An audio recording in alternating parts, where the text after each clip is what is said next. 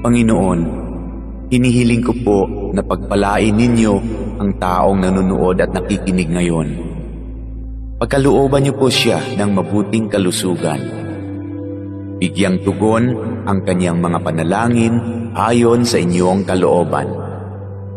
Loobin niyo po na magkaroon ng agarang solusyon ang problemang kanyang kinakaharap, lalo na ang problemang pinansyal at problema sa kanyang karelasyon at mga kaibigan.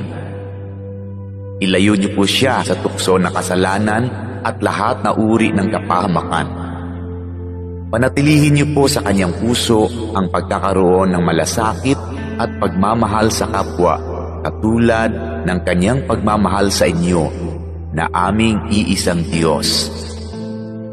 Ito ay aking hinihiling sa pangalan ni Jesus. Amen.